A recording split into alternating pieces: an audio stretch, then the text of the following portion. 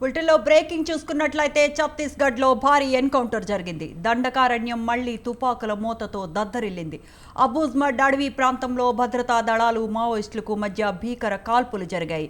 ఈ కాల్పుల్లో 12 మంది మావోయిస్టులు మృతి చెందారు.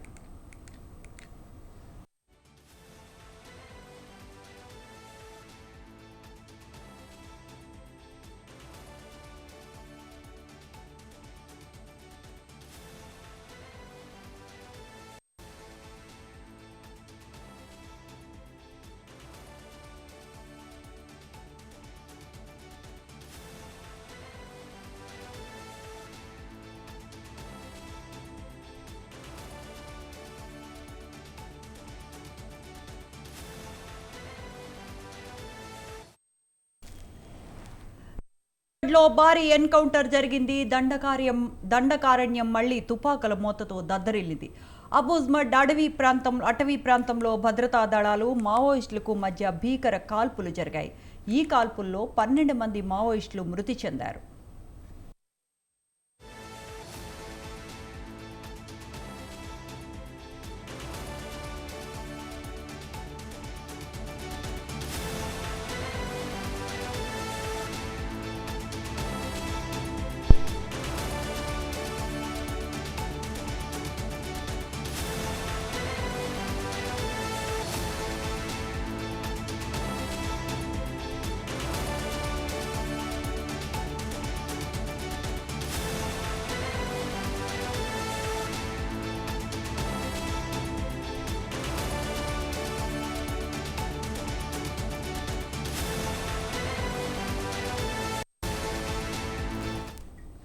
ఛత్తీస్గఢ్లో భారీ ఎన్కౌంటర్ జరిగింది. ఈ ఎన్కౌంటర్లో 12 మంది మావోయిస్టులు మృతి చెందినట్లు తెలుస్తోంది. ఇదే అంశానికి సంబంధించిన మరిన్ని అప్డేట్స్ మా కరెస్పాండెంట్ సుధాకర్ ఫోన్ లైన్లో అందిస్తారు.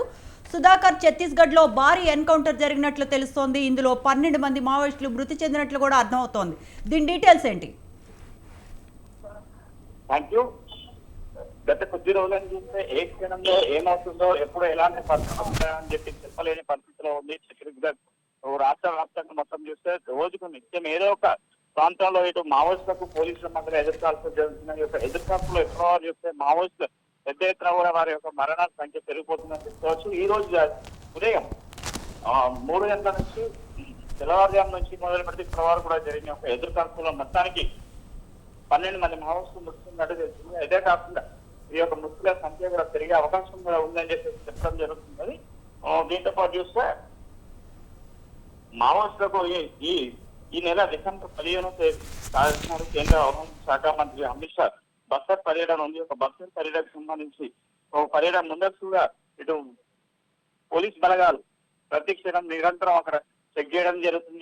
చెక్ చేయడం సందర్భంలో కాకుండా ఇటు మావోయిస్టులు కూడా పెద్ద ఎత్తున సుమారు 100 నుంచి 120 మంది మావోయిస్టులు అక్కడ సంచరిస్తున్నట్టు వారికి సమాచారం ఉండడంతో పాటు ఒక ఎన్కౌంటర్ జరిగిందని చెప్పడం జరుగుతుంది.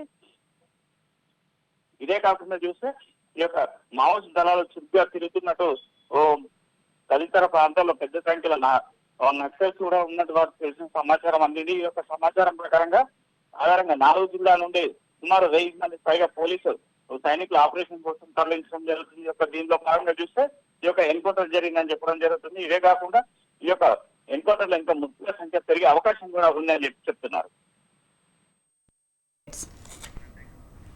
Right Sudhakar, thanks for the updates.